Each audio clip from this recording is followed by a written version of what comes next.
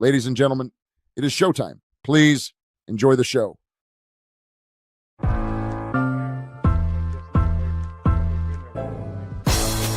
It's the corner where the trees at. Is this the passing of the torch, right? Is this what this signifies?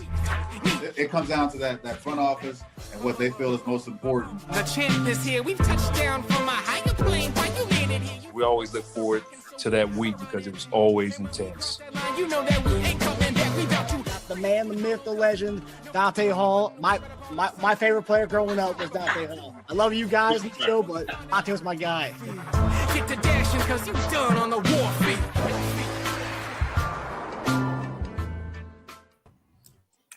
Hey everybody, welcome to another episode of Chief Concerns. It's your draft special, day 2, night 2 special of the Chief Concerns show. I'm Marcus Dash. Right there in the middle is former Chiefs tight end Jason Dunn.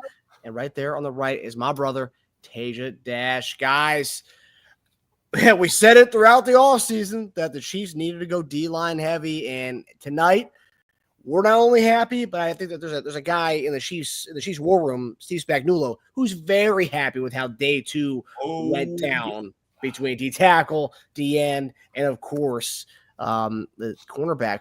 And all three of the guys we talked about on this show. So you guys already knew everything about Norman-Lott, Nohl Williams, and Ashton Gillotte. So yeah.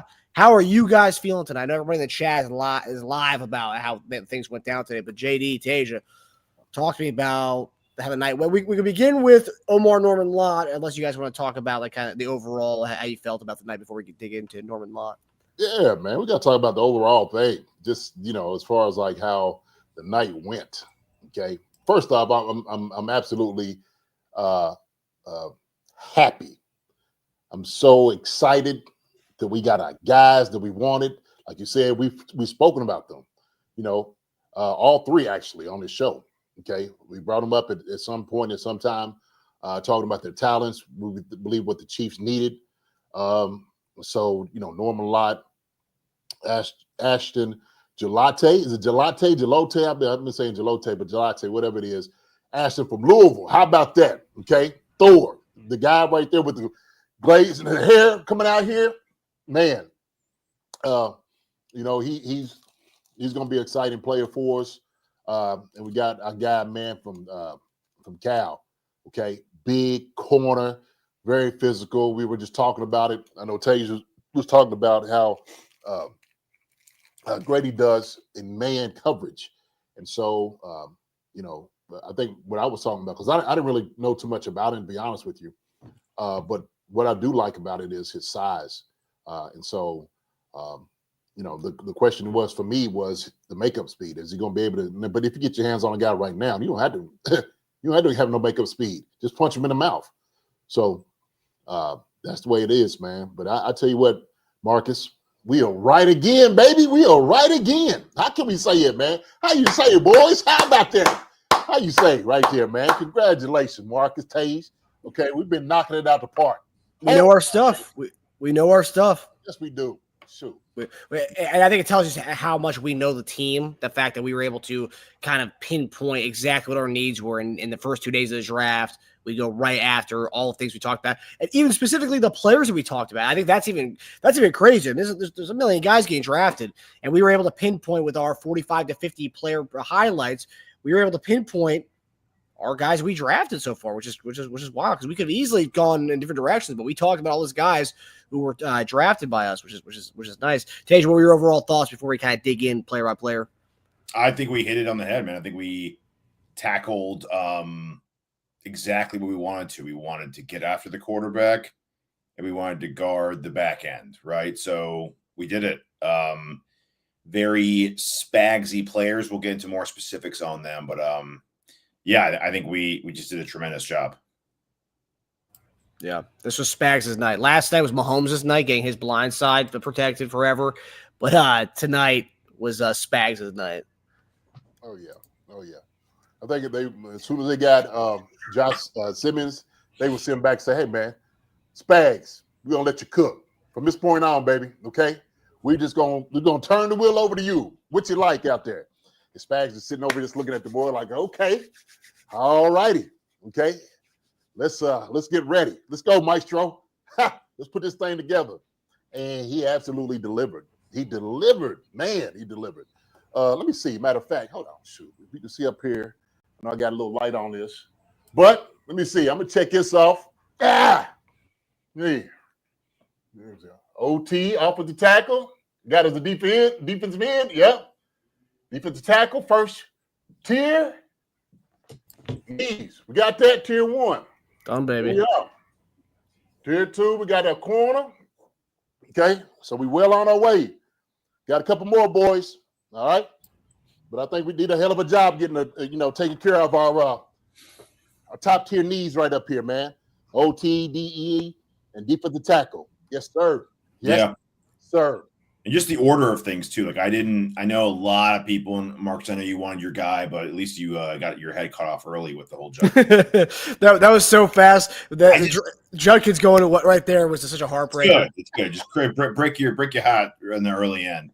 I just didn't. The more I looked at it, the more I saw. Again, like we talked about it earlier, like the other day, about the flows and doing a lot of mocks. You get to see like who's around at certain points.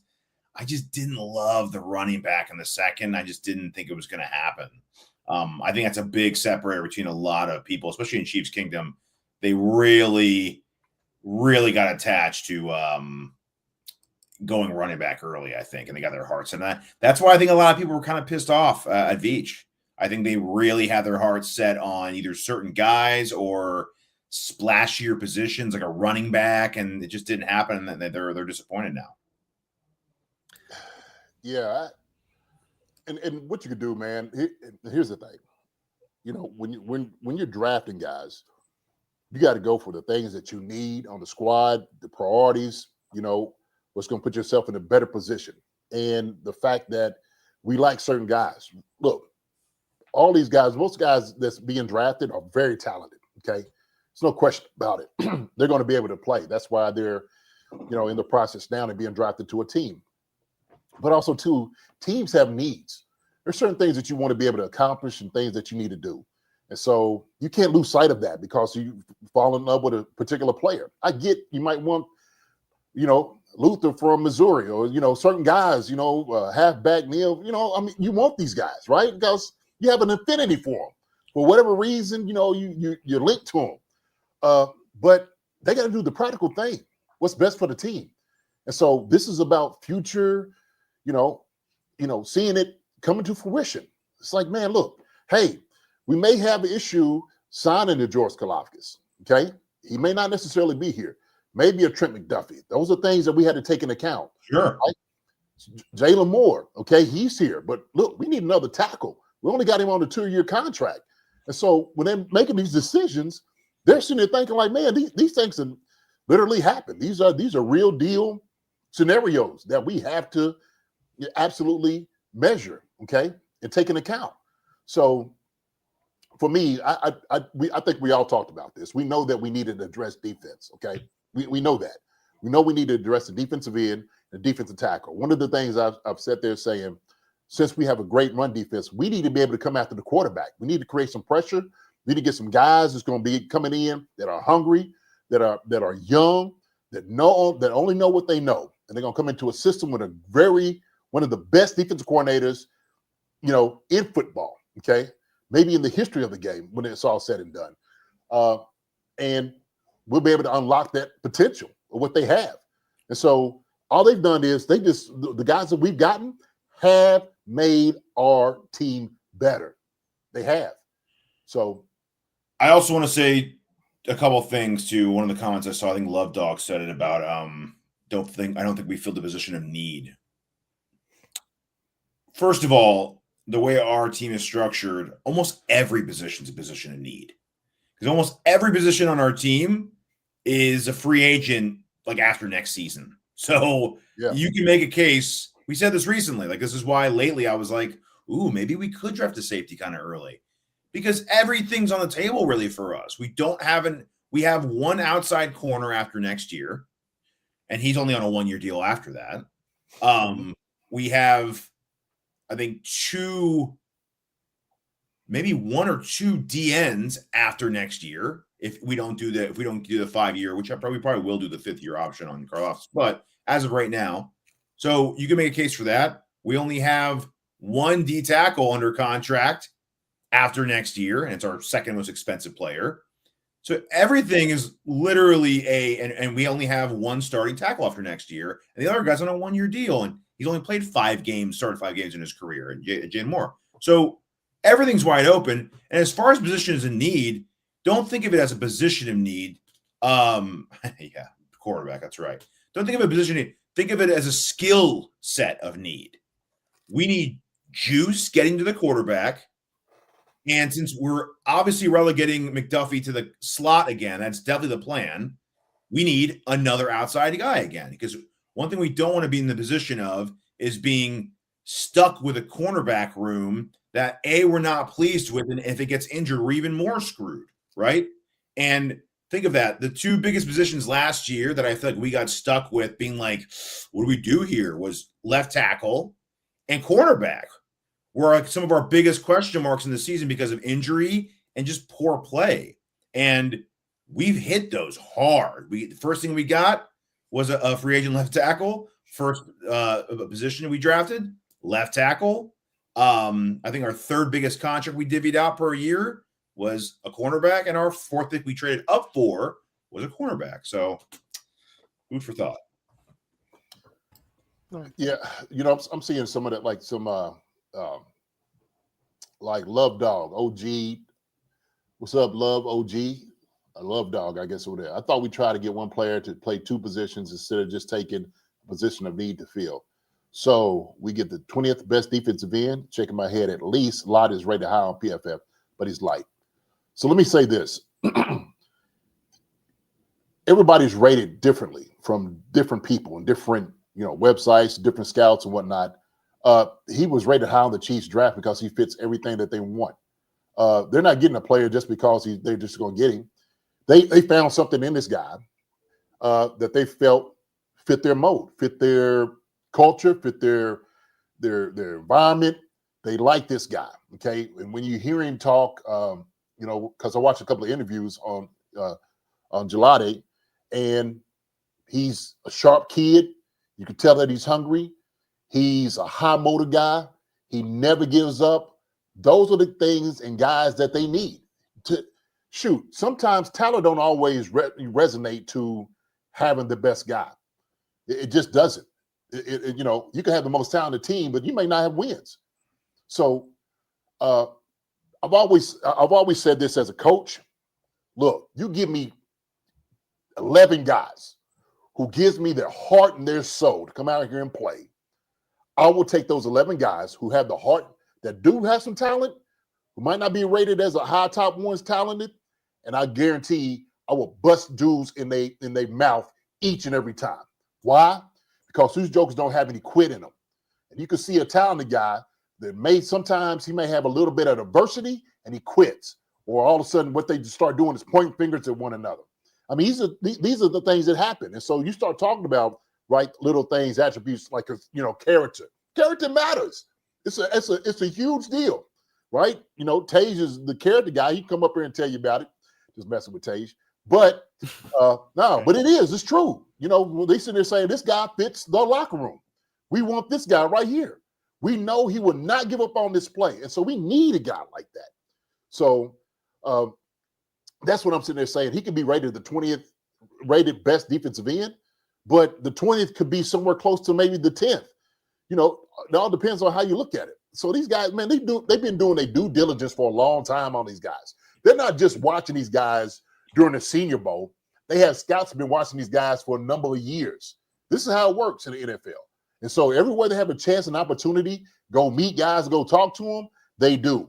They go to these campuses during spring training, spring practice, during the summertime. They're a big organization. So the Chiefs have scouts that go all over the United States all year. That's the way it works. So it's just not like a quick evaluation on a guy, or like we maybe do, like look on YouTube and look at a couple of highlights and saying, yep, that's that guy for me. But the Chiefs been watching, and they've been doing, like I said, been combing through everything, who this guy is, to figure out, does this guy fit our mold? And so if he's been rated, on somebody's board at 20th for the Chiefs, they're like, man, maybe he's our top 10 or top 8 defensive end. And so they went ahead and got him. I think it's what you got to do, man. You got to pluck the guy that fits what you want to do out there on the field, right? So I don't also just look at the guy and his skill set. Yeah, he is a power rusher. And I heard from 2 different podcasts, 33rd Team and the PFF one, because I think Love Dog's a big PFF guy, so I'll cite some of what they said. He was probably the top 3 power rusher in the draft. And we like power rushers. Look at what we got. Omenu's a power rusher. He's not finesse. He's not just a spin move around the edge guy. He's a power rusher. Karlaftis is a power rusher. We like power rushers. That's our thing. So I don't think going for a finesse 245, 248-pound edge rusher was going to happen. That's just not – I don't think Spags wants that. I think he wants a power rusher. So he is one of the best power rushers in the draft and considered maybe the most underrated rusher in the draft. And he's been one of the most consistent in the last 2 years. So that goes a long way. Yeah, PFF. But PFF is Trevor Sikkema. That's one guy, really. That's the one guy's doing all the rankings. And Sikkema even said he was one of the more underrated pass rushers in the draft. So a guy who rated him 18th best pass rusher also called him one of the best, most underrated pass rushers in the draft. They get really stuck on PFF, especially Trevor. He gets really stuck on certain characteristics, and he's got short arms. That's it. But Trevor also said, as strong as he is, once he gets his underneath you and his hands in your pads, you're done. You cannot stop him. It's over at that point. Strong man, powerful. And take nothing away from Trevor, but he does not have the resources like the NFL. He just doesn't. Okay. Yeah. So he's watching a lot of film. He's trying to, make his evaluations and putting everything out there. There's going to be some things he misses. There's some things he's just not going to know. So, right, you go, Beach 303. I ain't say that they don't mean doo-doo, but there is some validity to some of the ranks. But what I would say is don't put everything into that basket, okay, on some of the ranks. Because Mike Green is the 10th overall player at BFF. So it just goes to show you. It goes both ways. To be honest with you, I mean, you could say we reached for Gillotte, but this was his range.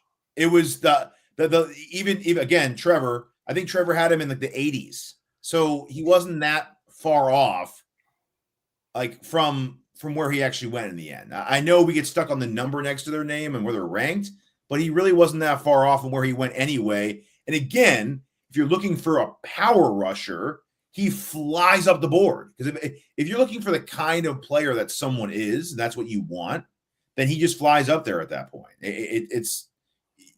You're not just looking for an edge. There's a lot of edges out there still. Yeah. Really highly rated ones.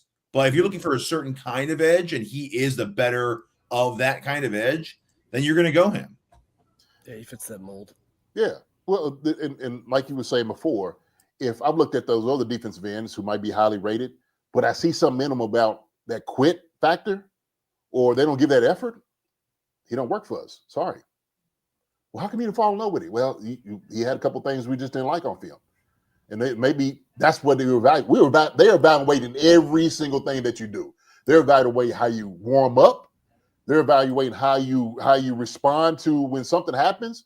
Somebody takes let's say the defensive end, somebody gets up the field on you. Are you blaming your teammates? Are you the guy that's passing, blaming somebody? Who are you? As a locker room guy too. So they want, I'm telling you, they want to make sure they get the right choice, and it's got to be a right fit for what the Chiefs want. And so we can say they took a reach. The Chiefs didn't believe so. Well, yeah, reach is all according to whatever list, like you said, whatever list you're looking at. Tyleik Williams, we talked about it on the show. He was supposed to be a third-round guy, late second, third-round guy. He's in the first round. Lions had to take him because Buffalo was supposedly going to take him if he got their pick. Shedeur Sanders, he should have been a first-round pick by and large, what almost every expert said. And then look, we're going to go day 3 tomorrow, and he's going to be in the draft tomorrow. So these rankings are all person to person. Our scouting department has its own ranking versus the Packers scouting department. It's all different. Right. It's all different. Right. So I kind of wanted to bring that back. So I wanted to go by our picks that we had tonight. Pick by pick. Kind of jumped out of order there. No, you're good. Omarr Norman-Lott, our first pick of the night, which you guys loved in our mock draft. We drafted him in our mock draft. Obviously, we'll get into what we love about him, but some of the skeptics of Chief fans who are pretty much saying he only started 5 games, he didn't get that many reps on the field, and a lot of people are saying if this guy only started 5 games in college, how is he going to be someone who can be a contributor to our team day one? So you guys tell me how Omarr Norman-Lott can be a contributor day one for the Kansas City Chiefs. Well, they call him probably the most talented pass rushing defensive tackle that was in the draft, for one. Teja was talking about how heavy his hands were. He's another guy that has a high motor.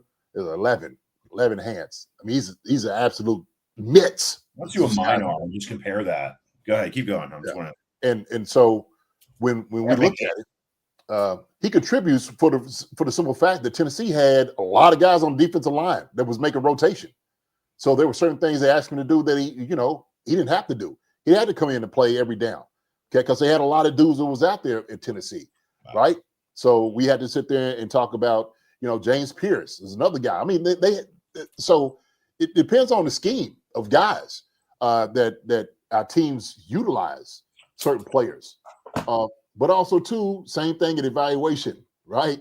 They're looking at all the tape that we're not seeing. They're looking at the practice tape. They're meeting the guy. They're talking to the coaches. They're saying everything. And so they're just not picking him from a YouTube video that you watch for 15 minutes on a guy or 10 minutes. And then all of a sudden say, hey, man, let's go ahead and take this guy. They're going to look at all the things he does wrong. They're going to look at see if he's in shape. Does he have, the type of win to make it for an entire game? And if we're fitting him on our line, it's going to be a rotation. It's going to be a rotation. Because guess what? We got guys in here that can rotate with him. He's going to fit exactly well. So if we need for him to be in the spurt of this playing, let's say, 50% of the snaps. But those 50% of snaps are quality snaps. Come on, man. That's what we need.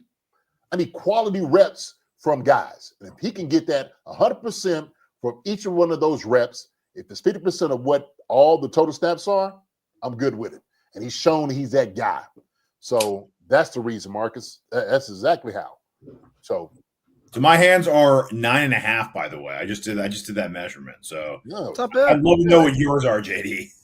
Yeah. I think mine's meat hooks. Yeah. His sucker's right here, baby. Yeah. I have, for my height, I'm only like 5'10", 5'11". I got big hands. Marcus can tell you. Big hands.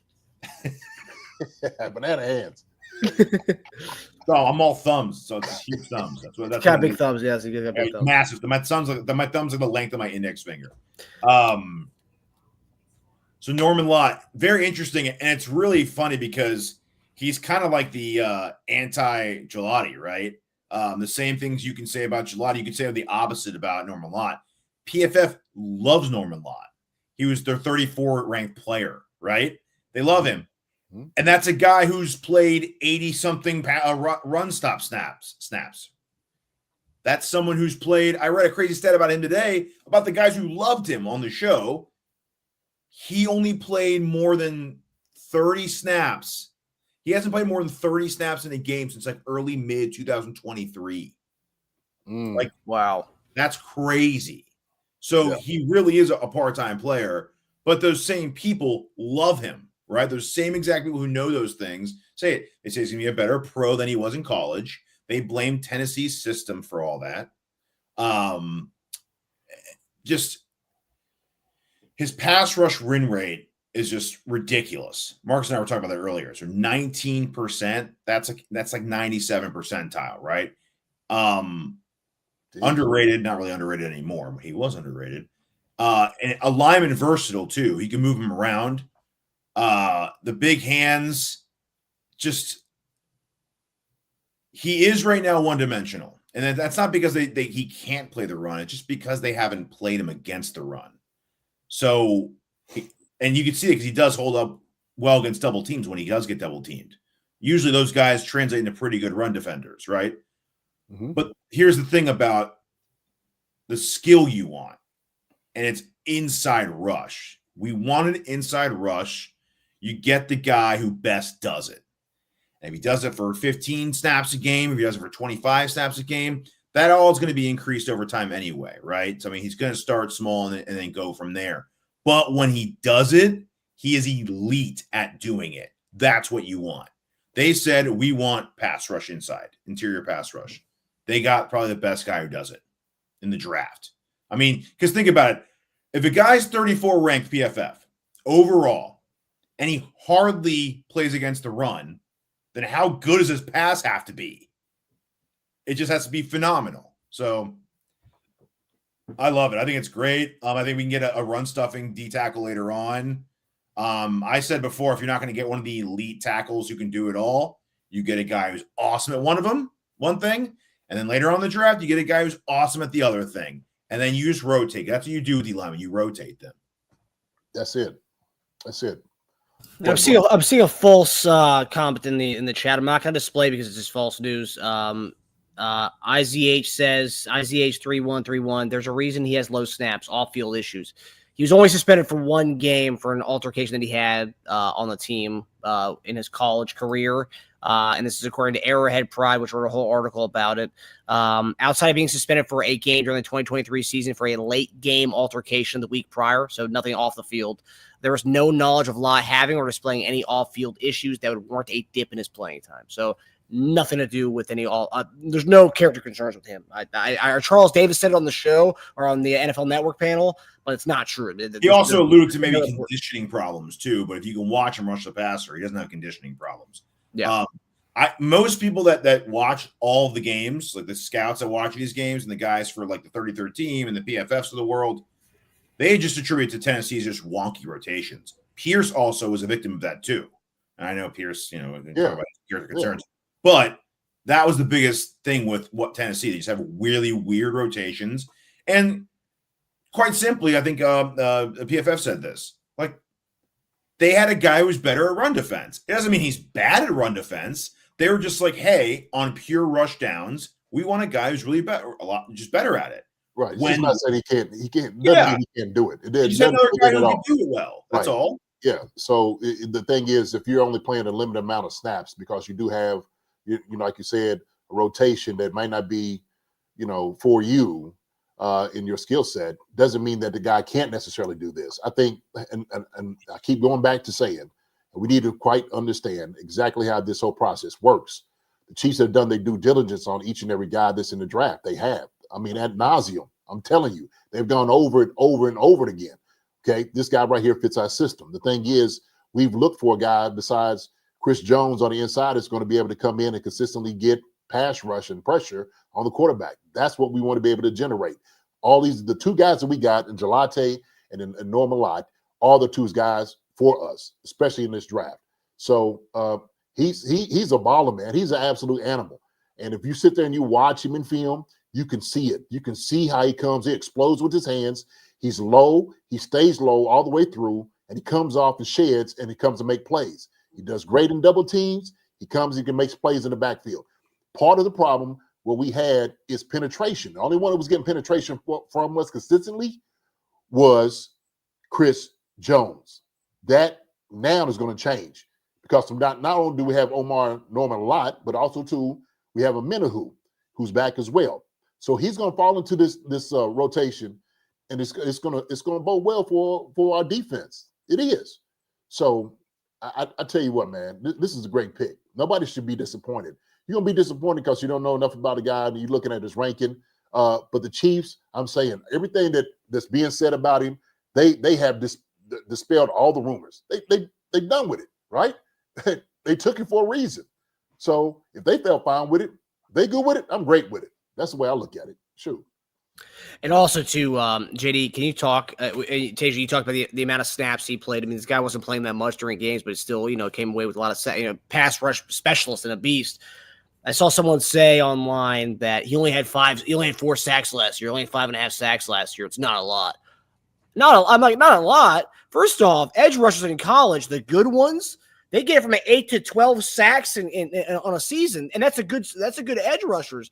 We're talking about a D tackle who barely playing in the games. He comes in and gets a sack every, his pass rush win rate wins one every 4, one every 5. I mean, that's 4 sacks is pretty good for a guy who's not playing a lot in these games. It's not a lot, it's Norman-Lott.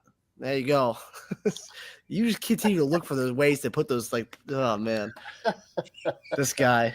I mean, you said lot like 3 times. I was like, man, I gotta pull the trigger at one of these. Just give me that little opening right there, man. That's what I said the other day. Like, I like him a lot. Dang, gotta keep saying a lot. Like him. Before you go on that, JD, I just want to say one thing about your last point you had. Mm-hmm. Wharton was not playing our run snaps, and he got friggin' paid. Why did he get paid? It wasn't for his run defense. Right. It was because he could get after the friggin' quarterback from a D tackle spot. That's it. Yes. You can do that, you get paid. Mm-hmm. These guys are getting paid insane money right now to get to the quarterback. Like above average D tackles in a rotation are getting like 15, 20 million a year. Okay. When you have a guy who's elite at that, who wins 1 out of every 5 times he rushes, forget about the sacks. Sacks sometimes are just luck. You end up like pulling the quarterback down. You want to win against the guy in front of you, and that's what he does every time. That's what you want. That's what you pay for. Sorry, go ahead. No, I think we're good. We're good on Norman-Lott. I thought you were going to ask to go on the snap count and stuff, all that sack stuff. Oh, I mean, yeah, JD, can you just comment on that real fast? 4 sacks, 5.5 sacks for a defensive tackle. I mean, just forget the fact he doesn't play a lot, Norman-Lott, but 5.5 sacks is a lot for a defensive tackle. A lot for a defensive tackle in college, right? And you're sitting there saying he had limited snaps. You know who's another guy, and I didn't even know this, but he was talking about it. Was Micah Parsons. Micah Parsons said he didn't really have a whole lot of sacks in college. So he says he don't put a lot of stock in that because the thing is, hey, he's coming into a whole different situation now. And we have guys that are run stoppers and stuff like that we can utilize. So we bring him in on passing downs or certain, particular situations and let him go eat. That's it. Bottom line. And if we need to keep him in there, being a run stopper, he can do that too. Like I said, penetration in the backfield kills everything. Kills a run, kills a pass, does all those different things. That's what we need. We need a disruptor. He is a disruptor. That's what you're looking for. Yes. One of the biggest disruptors in the draft. Yeah. So. Yeah. You gotta love it. If you guys want to, because I know most of you guys in the chat, we wanted a defensive tackle this whole offseason, and we got him. And we got a guy who can go get the quarterback, and we're seeing all other counterparts in the conference. That Bills went and got TJ Sanders. The Bills went and got Landon Jackson. So everyone's trying to, kind of emulate what the Eagles did or what the Eagles have built over there, and everyone's doing it now. So you need a lot of pieces and depth in that defensive line, and Norman-Lott's a big part of what we're going to see over the next few years. So I'm really ecstatic about this pick. Oh yeah. All right, so you guys kind of talked about this. Chris Jones and Norman-Lott in the interior. I mean, dude, who are you going to even like? How is it offenses like? What the hell are they going to do? What kind of alignments and protection packages are they going to have to come up with against Norman-Lott and Chris Jones? It's crazy. It's going to be so fun to watch. Oh, sorry. Yeah, so we guys kind of talked about it a little bit. You guys are more so defending the Ashton Gillotte pick, but Ashton Gillotte comes on the board in the early 3rd round. What were you guys' thoughts on? I know JD, talked about it in our one of our highlights, but talked about the relentless nature of him, how he's built like a brick. I mean, this guy, he was a state champion or a state finalist in weightlifting in high school. Weightlifting, you can see it in his arms. But look at those things. Oh, yeah. Yeah. His legs, dude. Yeah. He's probably 70% of his body weight, 80% of his body weight is his legs. He is just all legs. Those thighs are massive, dude. Man, so he made, I guess, Bruce Feldman's freak list, talking about just the way he looks. So you sitting there saying you have the wrestling background. I mean, that in itself, I think is a plus because you learn how to use leverage. You know how to get up underneath people. You know how to use angles as far as how to attack. And when you watch him in games, he does exactly that to the tackles. He absolutely destroys them. And so when I was sitting there saying, again, he's also like an all-academic, all-American, he's a good kid. And so he's a smart kid. So you know, never have any issues or no problems. If that was one of the things that you were worried about, well, shoot, we got a guy that we know is going to come in, he's going to go to work, and so he's a solid kid, man, and his production is another one of those things that I know you were talking about, like JT. What's that? Tumalato, the dude from Ohio State. Yeah, pretty similar. Yeah, kind of reminds me a lot of him. He really Yeah. does. And so, you know, his production actually shows that. So I think, man, with him, as powerful as he is, when you're talking about anchoring a guy on the outside and make sure he's not reached, he can do that for you. So you could give up trying to get to the outside on a scheme or kicking a guy like this out. Because when he's going to hit you, he's going to hit you with everything that he's got. And I'm telling you right now, he'll probably win a majority of those on the kickouts. And so we were seeing him, you know, the dude up there in Philly. He was just talking about how he just pressing guys on the kickouts. Like you said, you can just look at his frame, and he's just built solid. He's a solid guy, man. Yeah. And the thing is, if he's coming in here to generate pressures and pass rush, so you got Kalafkas, FAU, Gillotte on one side, and it's just high motor guys coming after you. Like you said, they're going to fall into some sacks, and sometimes he's just going to beat guys just off of power. And so that's another thing, too. He's strong enough that he can press an offensive tackle in the NFL back. That's what he can do. He can bull rush him and push him all the way back. You know, like we were talking about, like the cage rush, the ones that, you know, Patrick and those guys do not like. Quarterbacks don't like that. You keep your pocket passer in the pocket and you start collapsing that pocket on him, he's going to feel every bit of this. This kid right here, man, he's going to give you everything that you want. Like I said before, I'm just talking about, man, I just like him. I mean, shoot. What is there not to like about him? Seriously. So. I mean, we talked about for many years. I know Karlaftis was a guy who brings the relentlessness, and I'm seeing somebody in here said that a lot of people are comparing him to Karlaftis. All NFL commentary compare him to Karlaftis.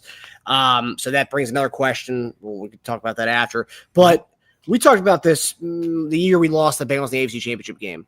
You and I, JD, we talked about wanting to bring that Trey Hendrickson, that Sam Hubbard style, that relentless guys. Maybe not the, you know, bull rush type guys. Guys just at every play, they're doing whatever it can to get back to the quarterback with a 3-man rush, no blitz, just going and getting the quarterback. And we like, man, it'd be great to have a guy like that. And it seems like that's what Karlaftis is. He's relentless. Mm-hmm. And this guy seems like he's like kind of Karlaftis, like on steroids. I mean, he just looks a lot bigger than Karlaftis. And yeah, I mean, and so like to have that guy on the other side, and then you mix in Omenihu, you mix in Jones, you mix in Lott. It just feels like we are going to come after the quarterback without having a blitz. And I feel like over the last few years, it seemed like we've had to mix up the blitz to get to the quarterback. And now it's like, nah, we don't have to do that. We have this bolstered defensive line that can do that. It feels like they're making a big point this offseason to do just that. Yeah. They just made, you know, a legitimate guy on the outside, like you said, creating pressure. So now all of a sudden you had to get creative, bringing your safeties. I mean, you're still going to do that because this is what Spags does. But you maybe now had to do a lot of it, right? Now all of a sudden you could have the 4-go rush and go hunt. That's what you're looking for. So now we're sitting there saying you got a, you know, Gillotte, you got Kalafkas, you got Chris Jones, and you got a Norman-Lott, you know, who are pass rushers that come in. I mean, shoot. I mean, that's perfect. That's perfect. But that's why I said, man, I made the tweet just talking about the Chiefs want to bring pain. That's what they're thinking about. You know, we're not trying to get creative, you know, like you said, with all the blitzes. Okay. We just want guys to line up and go get you. Okay. That's what it's going to be. So, yeah, we were talking about what Hubbard and Hendrickson. So, yeah, man. Shoot. We finally got it. It took us a few years, but it seems like we finally are trending in that direction. But it also, and I'm not saying we're going to stop the blitz because obviously it's what Spags does, but the reliancy on it, we're not going to have to be relying on it as much with these guys up front. Teja, your thoughts on Gillotte? Just a highly productive guy. So 115 QB pressure since 2023, second among all edges. So, I mean, 21% win rate, another guy plus 19, right? So he didn't always come down with the sack. Some of that, he's not the most side-to-side, twitchy, agile. but he does have pretty good straight speed. He ran 4.63 at his pro day, which would have been 6th overall at the combine for edges. So he does have that straight line speed. He's just not stop and go. He will be beat on those kind. That's also very Karlaftis-y too. I've always noticed about Karlaftis. Once he stops and then the quarterback kind of moves again and shifts and jukes, he kind of loses them a bit, right? He doesn't have that quick twitch. As far as PFF goes, 85 grade over the last 2 years, 90 pass rush grade last 2 years, 70 run defense last 2 years. Just so consistent and a big guy. So that's why you say you're 4.63. You're like, oh, 4.63. It's not that great. I mean, first of all, he ran what some running backs that got drafted ran. I think I don't think Caleb Johnson was that much faster than Gillotte was. At 275? Who's saying that's not fast? That's what I'm saying. And he's not like one of those 6'6", 275 guys. Mm-hmm. He's like 6'2", yeah, 270. Like that is stout. I was even seeing he played nose tackle sometimes for them just to generate on third downs. They put a nose tackle just to generate inside rush, and they put two ends. Could you imagine when you can get him? You put Karlaftis on one side if you want. You can get Jones on the other side. You get Norman-Lott on the inside, and you get Gillotte on the inside. I mean, I think what they're thinking is you just have guys who can play all over, who could just pin their ears back and get to the quarterback. We'll figure it out later. You just want as many good guys as possible. We did have some holes to fill. I mean, Wharton is leaving back some pressures behind, right? And we were already having a pressure problem last year. We weren't. It was kind of like I said this earlier. Every time Jones left the field, they show him on the sidelines. I was like, oh man, what are we gonna do now? I don't have that feeling right now. Right. I don't have that. We have plenty of guys who can generate pressure without Chris Jones, and that's exactly what you want. You don't want to have to rely on one guy, and you can't afford to get all these pass rushers around him. So you need to draft young, juicy pass rushers. That's all it is. He's power. It's not a finesse game. It's speed to power. It's setting an edge and run defending, which he can do that. And it's just bull rushing and getting inside on someone and dominating someone when you can get there, because he will get there. It will happen. I think he's just got a really high floor too. He's not going to fail. And that's the JTT thing. Remember we were talking about this with JTT. We were saying, are there guys more talented than him at rushing the passer? Are there guys faster than him? Yes. But you know what? At the end of the day, JTT, and I think Gillotte falls into this category, but they were saying this about JTT at the time. If you were going to draft guys based on, I think he'll still be in the NFL 8 years from now, JTT would be like a top 10 player, because there are guys that are going to stick around the league and be a starting defensive end and just a crucial part of your defense for a long time. Gillotte has those characteristics as well. Yeah. Well, look at it. The strength coach was sitting there saying that he power cleans 405. Said he's so explosive.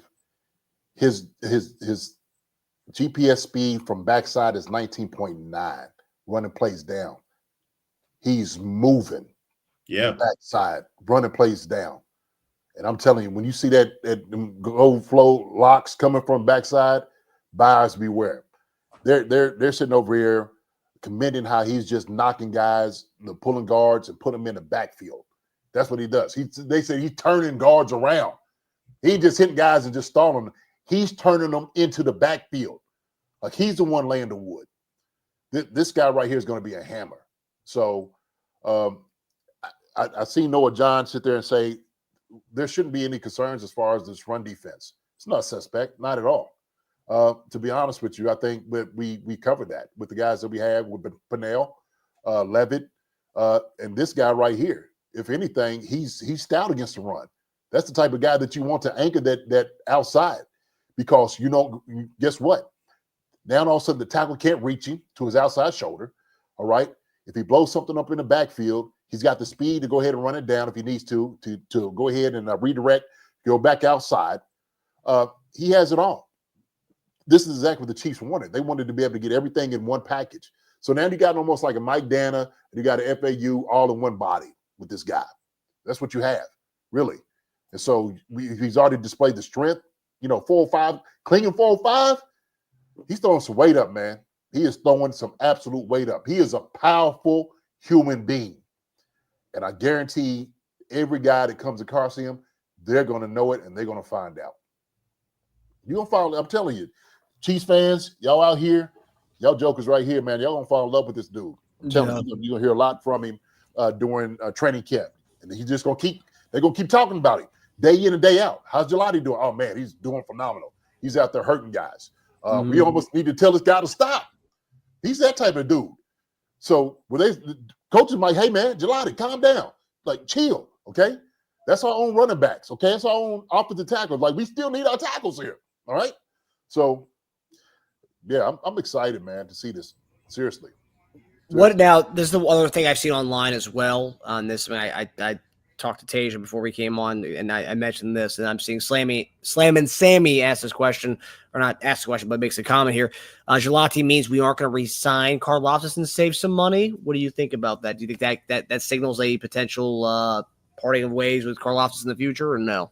It doesn't say it is definitive right now. It doesn't. But this is a contingency plan if it does happen. You know, and this is one of the things, like, this is how the draft works. It does. Sorry. This I've always said this, that you become expendable with the amount of money that you make. And so sometimes teams are sitting there saying they re-up every single year to get guys and get bodies here that can do the exact same thing. And I've said this before, and y'all have heard me say this several times. When you see a joker come in and look like you, same body type, you need to start worrying about somebody breathing down your neck and your back. So you better go out there and perform. And look, they are not going to sit there and wait for a guy to get ready or, you know, get prepared. So this is also like a, hey, FAU, you better start showing up. This call it.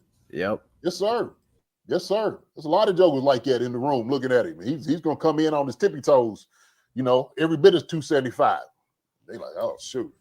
You know, secretly watching how much he's lifting. That's how it works. He's throwing the weights up, clinging them, clink, clink. And somebody like that, God, like, you know, maybe I need some weight. That's just how it is, man. That's how it is. Seriously. You know, everybody's trying to look pretty to go to the dance, right? And everybody's trying to start because it's more money in your pocket. So you come in, you start doing what you do, you're gonna start taking reps away from guys. So better perform. Yeah, the FAU thing's very interesting, obviously, because we've been hoping by now the FAU would be more of a contributor than he is, right? And we haven't really seen that so far. Now you have him in there, kind of, you know what, like, hey, like you said, the guy who's going to be lifting 400 pounds in the corner there, and the FAU's watching him, and like, okay, well, that guy's taking your reps now. And then I saw, I know John Marshall says, Mike Dan is on serious notice. A lot of those guys, the rotations are going to be, reps are going to be up in the air now. There's more guys in there now. And also, too, you throw in Janarius Robinson, who we just got from the Raiders.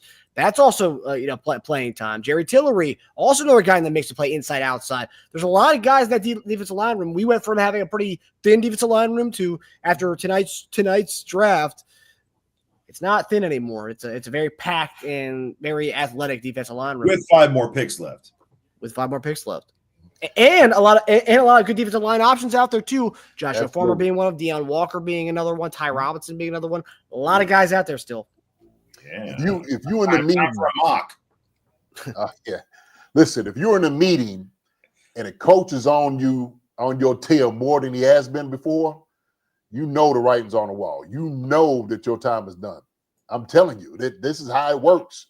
This is the NFL, man. When they say not for long, they are trying to replace you every single year. This is a production business, pure and simple. You know, it's not a popularity contest. You know, we like a lot of guys, but the NFL is a business. So, yeah. When we got him, just because we do the show, I was like, oh my gosh, we got it, because when I remember when we talked about him a few weeks back, it was like, he's a relentless guy. He's gonna be coming at. It's like one of those things, kind of what you said, Teja. Guys gonna be in the league for 10 years because you know what we're gonna get with him. You're gonna get high motor. You're gonna bring that tenacity and relentlessness, and every team wants a guy who's just an edge on one side of the ball. On one side, who just comes at it every time. He may not be a 20 sack guy. He may be a consistent 8 to 10 sack guy. That's great. I love that. And when you were talking about him, JD, I was like, man, like I wouldn't mind that at all. Like, you know, and then it ends up being a reality. So love that. So going to the next side. So obviously we talked about Carl Loftus being a potential free agent. Trey McDuffie's also another guy's potential free agent. And we talked about it on the show when Teja talked about Nohl Williams from California. We didn't say that he was going to be a McDuffie replacement. This is more another guy to have in that room because not only is McDuffie a free agent next year, Jalen Watson's a free agent next year, Joshua Williams is a free agent next year, Najee Johnson's a free agent next year. A lot of guys in that room are free agents next year. And again, people always think, oh, it's not a McDuffie replacement. Well, no, it's not because it's the cornerback 2 replacement potentially. So, and also this guy could be getting reps right away. So, guys, what was your thoughts on Nohl Williams? Another guy we talked about and highlighted on our show during the off season. Go ahead, Tej. I'll let you talk about this because you know this guy more than I do. I mean, I've been there's one guy I probably took in my most mocks over this entire draft season. It's Nohl Williams. I saw him creep up throughout the time. He used to be available at like 133 consistently. Then you had to get him at 95. And you're like, I think he's perfect. You want to talk about a Spagsy type cornerback? That's a guy who can press man, cover 2 in the flat, read the football while press man, so he can ball hawk it. Well, it's funny. I read one of the grades. They gave us like a C- for him. It said not a ball hawk. Dude, led the league in college football in interceptions. What are you talking about? Yes, he is like one of the top ball hawks in the draft. What the hell are you talking about? I'm like, dude, how do you guys just you get paid to do this? You get paid to do that right up. That's what I'm saying, man. Yeah, that's what I'm saying. These opinions, dude. Like it's like I'm not even gonna say he's the top ball because because maybe some of those were lucky interceptions, whatever. Maybe he's not. But you can't call a guy who had 7 interceptions not a ball hawk. You just can't do that. Right. You can't do that. And that's the most glaring stat that sticks out on a guy. Like I didn't even notice that for a while. I just loved his awareness while he pressed. That was my favorite thing. I mean, I just love that he did that, and I know how much we value that in outside cornerback. So he's also a strong run defender. Cal ran a lot of press. They ran a lot of off coverage. They ran a lot of zone coverage, a lot of man, everything, right? So he just did it all. And he was just used to just kind of being flexible with how they did it. One thing I love, and you brought this up, JD, a couple weeks ago or last week, we were talking about somebody. It was the 33rd teams. They were doing their draft coverage on our pick. And he was saying how when he started the whole draft process on cornerbacks, he was going on the list and he came up with Nohl Williams. He was like, why does that name sound so familiar? He said, I have a giant whiteboard in my room and I write down the name of every single player, he said, that sticks out to me when I'm doing someone else's film. Yeah. And Nohl Williams, when I was watching someone else's film last year, stuck out. I was like, who the hell is that guy there? And he's like that. I love those kind of guys that pop when you're watching someone else's. Yeah. Doesn't have the greatest long speed. I mean, I ran a 4.5. If receivers get off clean, he misplaces a punch, they can beat him. He gets picked a bit in like when he's off coverage, but he dictates contact really well. And we want him to be pressing up in people's faces, and he's good at that. So again, what we want, we draft someone who's good at it, right? We're not taking the best overall maybe corner in the draft, but what we need and what we want, what Spags wants, we draft it. I like his size. If you say he has the tenacity to play a position, I think Spags seen something in him. And let's not discount the way that we develop corners. Okay, we have probably the best system as far as like getting corners. To be part of like what we do, you're vital to our success. And part of that is because of Dave Merritt and of course in Spags, making sure those guys are right and they're ready. And so I think, man, with a young guy like this, yeah, he runs a 4.5. But if his technique is sound, I seen one where a guy kind of ran by him, but he stayed right there on his hip pocket, got his hand around there quick head turn. Okay. So I'm just like, man, that's good technique to go up and look. And so sometimes that anticipation of knowing the ball's coming to you, watching the receiver, even if he's got you beat, they said that he does a great job of just making a play on the ball. That's another thing too. that's in the air. Sometimes some corners just either they, they take chances, trying to go for the ball, or also two, they try to go for the interception. They said he just makes a play on it, right? I don't need an interception. Just knock this ball down. Line back up again, okay? And so I did like a lot that they did run a man coverage over there in Cal. That's what we do. We do it better than anything else. So a young guy like this, man, with good size, with decent speed. I'll say decent speed. I mean, 4.5 is decent speed. It is. Yeah. So the thing is, you just got to open up when you know it's coming. That's it. And so if you can do that, ride with him, be physical, because he's a physical corner, which is also a great thing for him. He'll push, Jamar chasing those guys around him, get them frustrated. Okay. And he's going to make a play on the ball. So I like this pick. Now, I didn't quite think that we were going for a corner this early. I didn't know, that was a little bit surprising. But the thing is, wanted him bad with that trade. Yeah. No question. And so for them, I felt like there it is. Need number 2, tier 2. Where is it? There it is. Corner, halfback, safety. That's what we're talking about. That's what we're looking at. And so that's what we had right there at corner. So, and by the way, kick returner, and scored a touchdown off kick return last year. So we're looking for a guy who can be something, have a role on the team, and also be a return man. He also checks that box too. And he, I also read that he, Io Maynor, the Stanford receiver, I heard he shut him down. Shut him down. Yeah, just shut him down. Okay.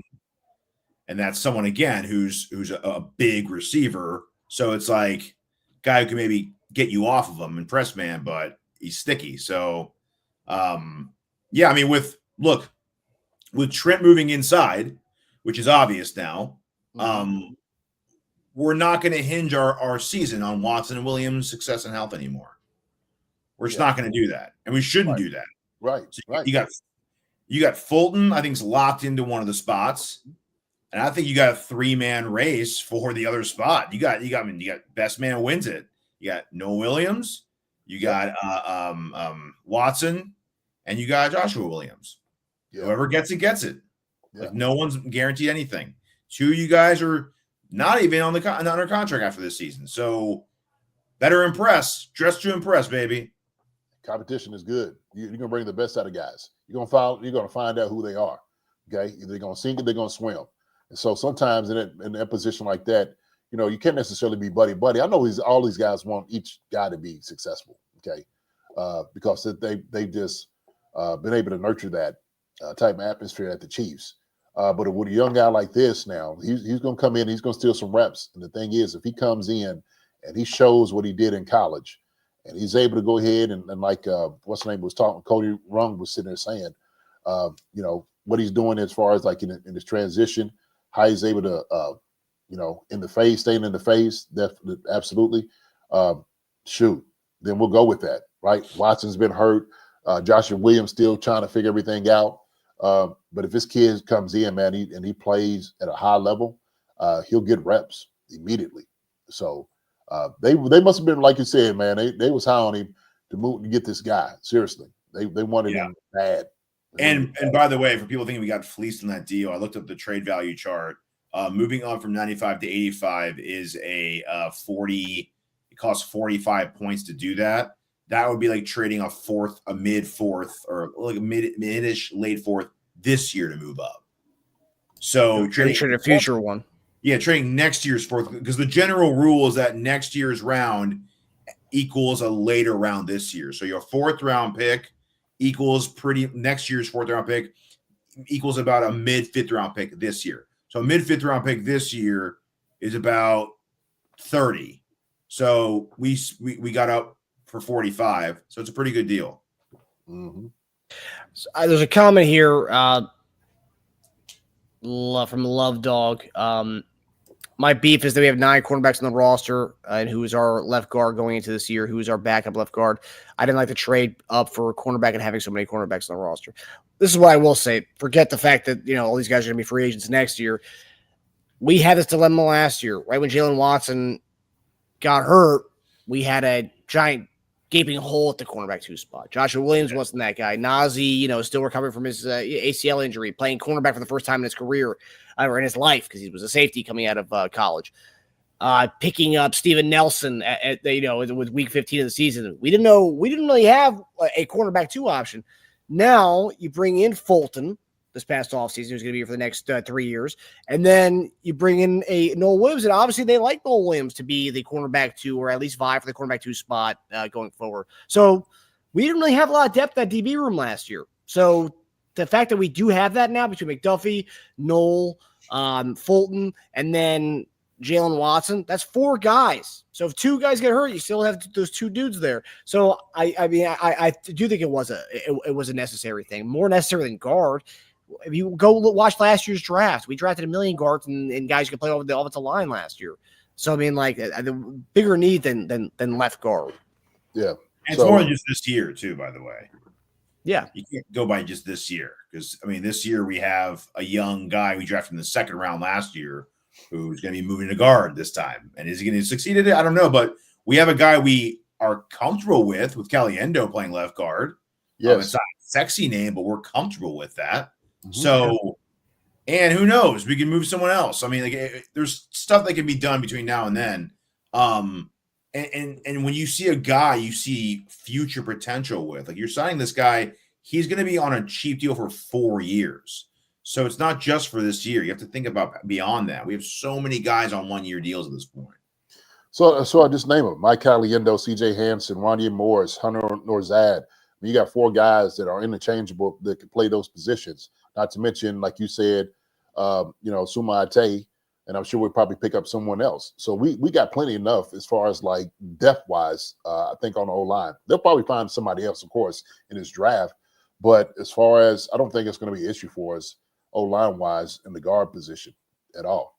Once we got Simmons here, that helped us out a lot at tackle as well. So Big time. Yeah, and that's one thing, the ability, because we talked about the whole guard situation, the ability for Andy Heck and the staff to find guys, guys that end up getting paid, the Alec Grays of the world, the Wileys of the world. Those guards get paid. I mean, Trey Smith was a 6th-round pick. Trey Smith comes tomorrow. That's where we got Trey Smith. Maybe we find another Trey Smith. Who knows? But, right, I mean, the Nohl Williams thing, I think, cornerback was necessary. It may not have been a glaring need, but it was necessary. Yeah. So, Low Dog said, I think Wanye should play guard instead of right tackle. He can play both. That's a good thing about him. Wanye is that athletic, and he looked good at both positions. So we know he can play guard. Juwan Taylor he's our right tackle, and I don't think I agree with you. The trenches are very, very valuable, but the main thing on the trenches that we needed to do was we needed to address the tackle situation, and we've done that. Everything else I think is pretty much shored up. So we've done so much on both sides of the football. And how many more picks we got? You said 5 more? You got 5 more picks? 4. Yep. Okay. 4 or 5, Right. Tish. You say 5 or 4? So we have 3. We have 3 7s. A 4th, 5th, and 2 3rd, and 3 7s. Okay. So we don't have a 6 tomorrow. No. That Well, was the Hopkins trade? no, that was the 5th. 6 was Uche, I believe. Okay. Yeah. We got the 5th back in the Eagle deal. Okay. Yeah. Yeah. I think we're going to be fine. I think we're going to be fine. He said that's still a big drop from Thuney, but everything is a big drop from Thuney. Thuney's one of the best guards in the NFL. So Hey, we we drafted a franchise left tackle, and that the franchise tackle we thought was a franchise tackle last year. We're gonna put him in guard. You got to get used to these guys, man. You can't have a guy, can't draft the guy in the 2nd round and have him sit for 4 years. Mm-mm. and I think he'll do a hell of a job there. I think he'll do a hell of a job at guard. Seriously. So Yeah, that's the thing too. We did address the trenches pretty much this entire draft. Besides Nohl Williams' pick was trenches, right? Simmons, Gillotte, and Lott. So we did address that, and we talked about before. We hope tomorrow. There's a lot of defensive linemen still out there. Hopefully, we address that tomorrow. So that comes to the next question here, the last final question before we get out of here tonight. Day 3. We have 5 picks. The defensive line, a lot of good guys out there still defensive line wise. We still haven't gotten a running back yet. We still haven't gone after a wide receiver yet. is there any players in particular you guys want to go to that you see on the board right now? You're like, yes, I want to pinpoint that, or positions wise, where you want to attack tomorrow with our final 5 picks? Halfback wise, you know who I like. I think Tootin stands out to me more than anybody else. I like him a lot as far as like his versatility. And I think when you utilize him, especially in our zone scheme, I think he'll be fine. As far as D line, I know we'll probably get somebody else. What's the name of it up here in the thumbnail? Who's that? Don't see right there. Yeah, from Notre Dame. Notre Dame. Yeah. Oh, gosh, the guy. What's that? Mills? Mills. Yeah, Mills. Yeah. Mills. Yeah, Kyler Mills. And so you're thinking about that. We can go get another wide receiver. Who could that be? I told you I like Teja Johnson. I like what he does out there. He's a guy that you can get, scrappy type of dude. And then you could probably get another dude as far as tight end, Ronnie Gatson, I said as well.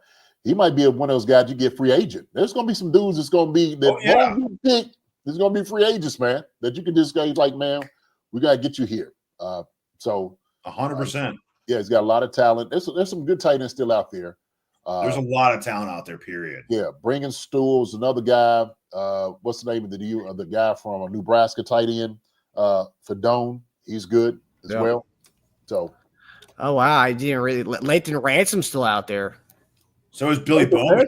Whatchamacallit? I think Oklahoma? Oklahoma safety, yeah. I like him. I like Billy Bowman a lot.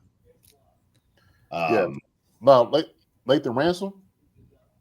Yeah, he's still there. The Ohio State safety? Ohio State, yeah. Love him.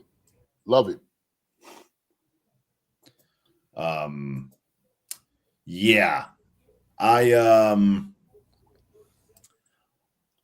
There's a lot of guys. As far as certain players, I mean, it depends. If you me and linebacker, a linebacker's kind of like our bizarro version of like cornerback and safety, right? I mean, we could easily have an opening next year at linebacker. Two openings in 2 years from now. We have a get out year with Tranquil, so maybe 2 openings. So Jeffrey Boss, the guy I talked about, Chris Paul, he's still out there. He didn't get drafted. Oh, wow. He's supposed to go in the 3rd. Yeah. So Paul's out there. Barrett Carter's out there. Bossum, Mondon's out there. A lot of guys who pretty much fit that will linebacker that I think we'll need pretty soon. Safeties, you named one. I'm a huge Billy Bowman fan. I think we need someone to maybe step up and play that like deep free safety.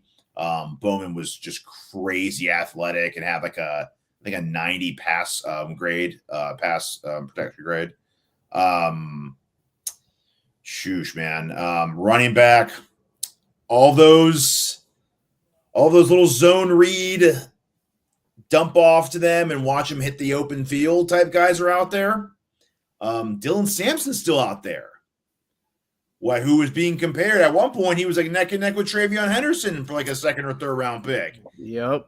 It's so weird. Like these guys don't do anything to like lower their draft stock, but some guys just rise and other guys just don't. Like I haven't heard one bad thing about Sampson throughout this entire period, but it's almost like people kind of get like tired of the same names. They just kind of disappear.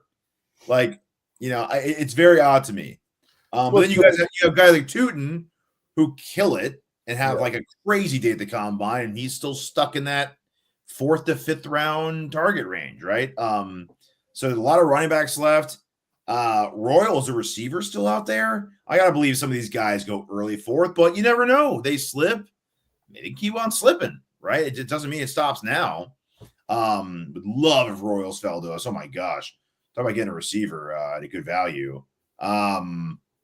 Yeah, there's a lot of guys, a lot of run stuffers out there. We didn't get that yet, so I think you can wait to the 7th to get that. But Cam Jackson, the dude from Florida, sticks out. Dude is a monster run stuffer. He is what you want. He's like the closer to a normal size dude version of your boy Watson. He's 6'6", 340. and has ridiculously long arms and just swallows people up. He's the reason why Watson couldn't get on the field. That's the guy you want, right? The guy keeping Watson on the sidelines. So there's a lot of things that we still need. We need that open field running back. We still use a run stuffing D tackle, a linebacker, safety. So yeah, I think the boards felt pretty good for us. Actually, I think we hit the right spots, the right players, the right spots, and we're going to be a fun day tomorrow. Yeah, it's.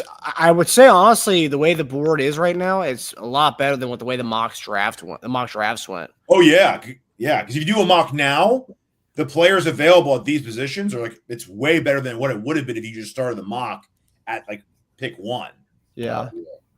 It's great. The experts just had their lists wrong. They had their rankings wrong. There you go. Yeah. Because look at all the guys that weren't supposed to be there. Sawyer was always gone at this point. Yep. Jalen Royal's always gone at this point.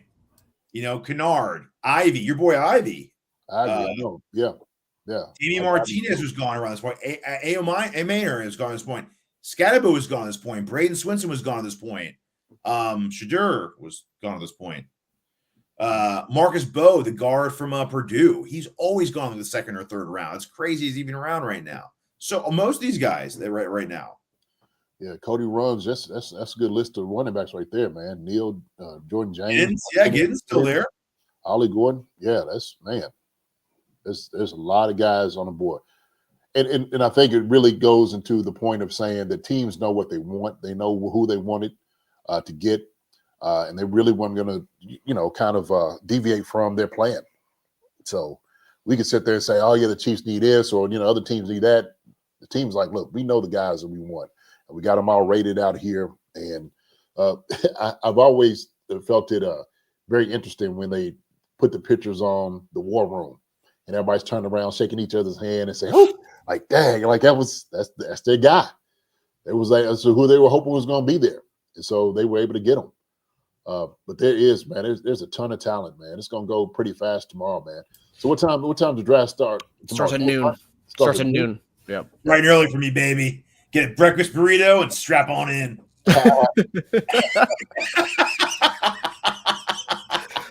So that means we have to eat Mr. Relevant. Yeah.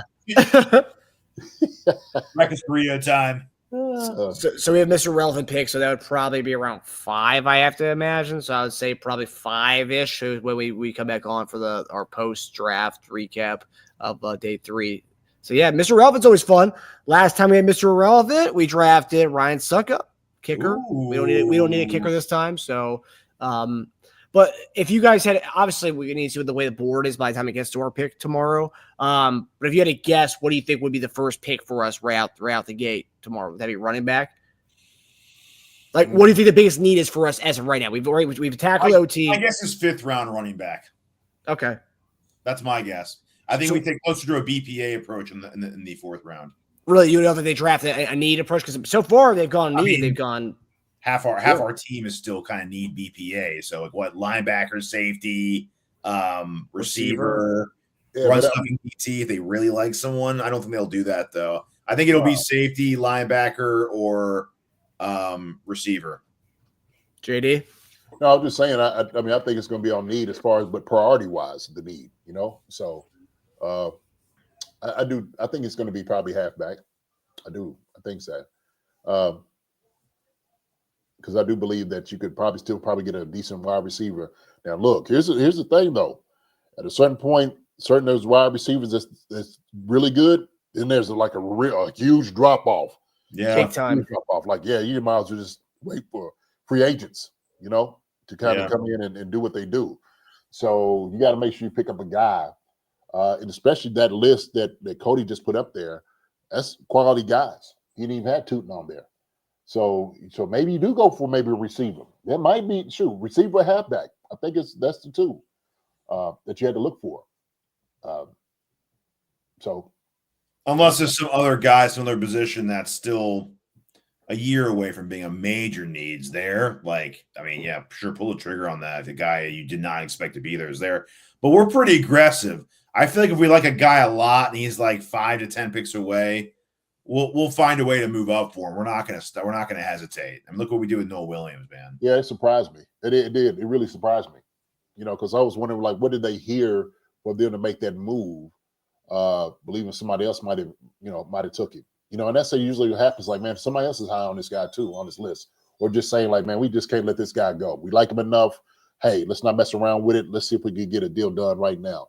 So, well, he went right after Jacob Parrish did. So maybe that was like their alarm clock. Like, okay, whenever Parrish goes, we make that deal. The next pick down, we make that deal.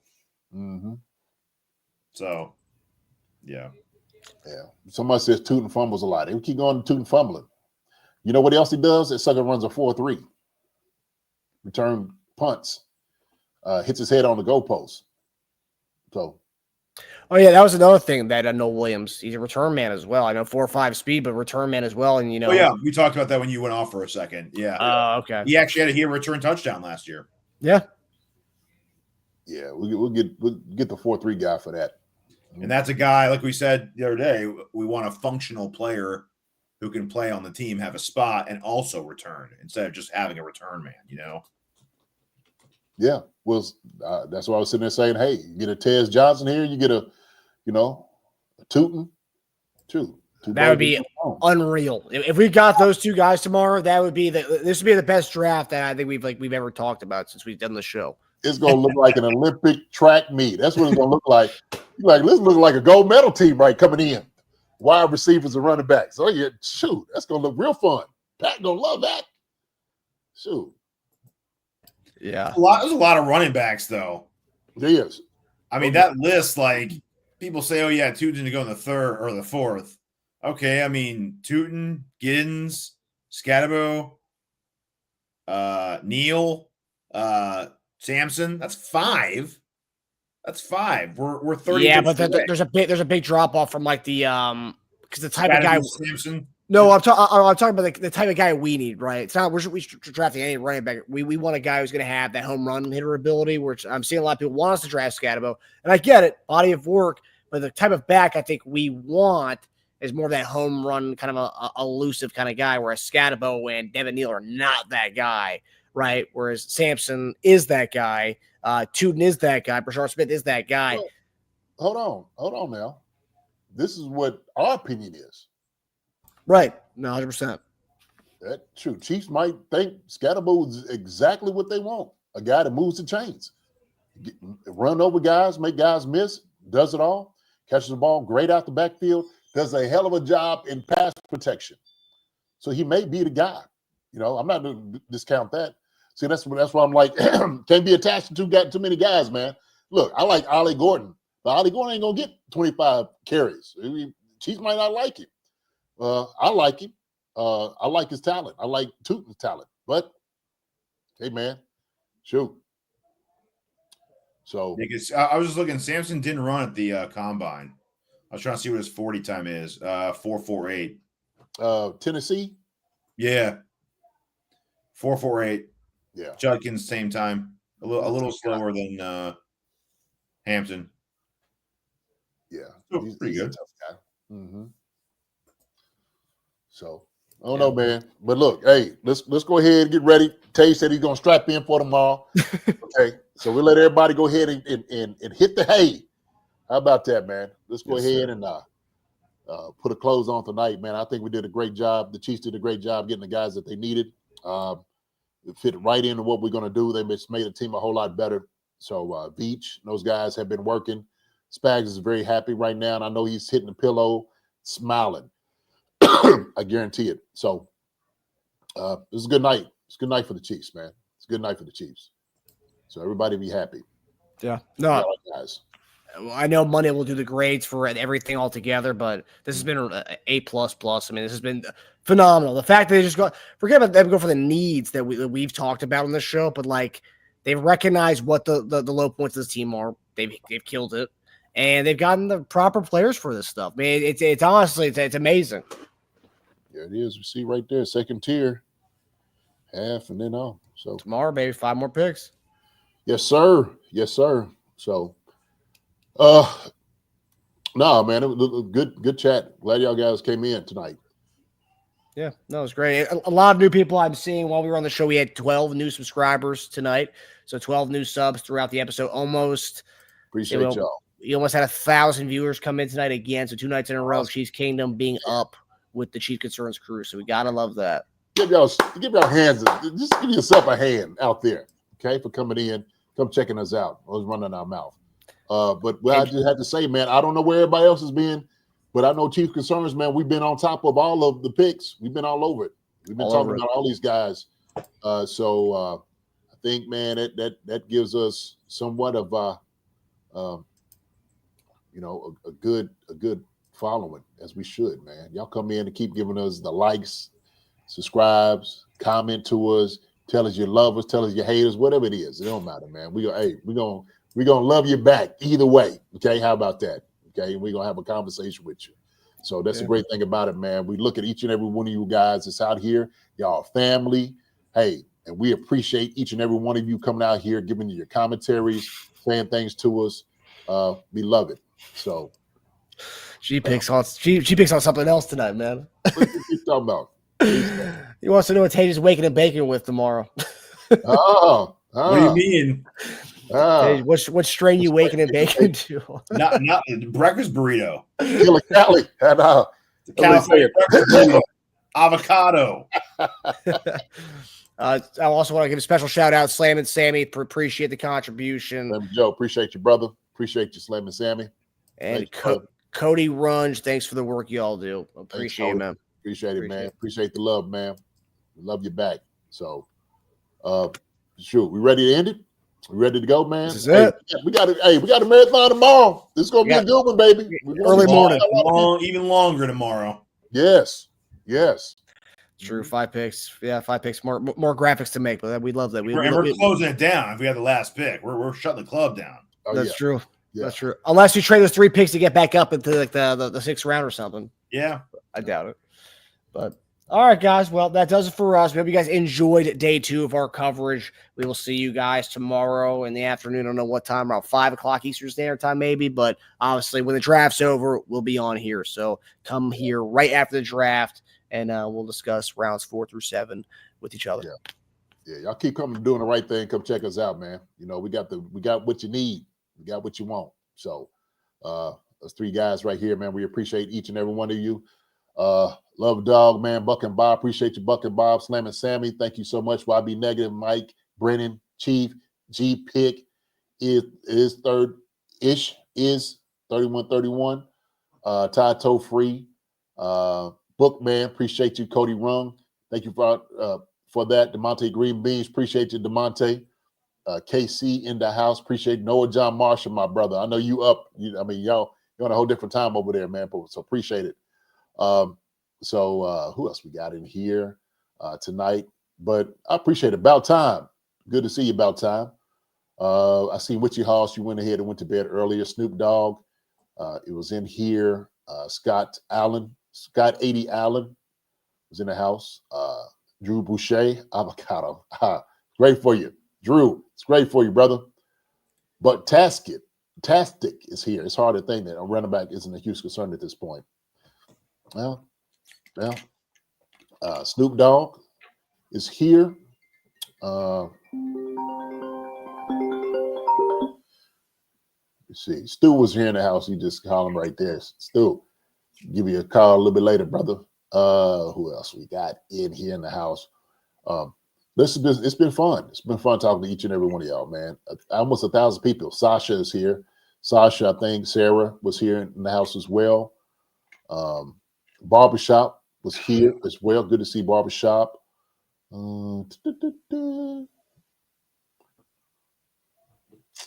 Nerds. Okay. Ghetto Nerds. Jerron Mitchell. Beach 303. Some names I haven't seen before. Good to see y'all. Let's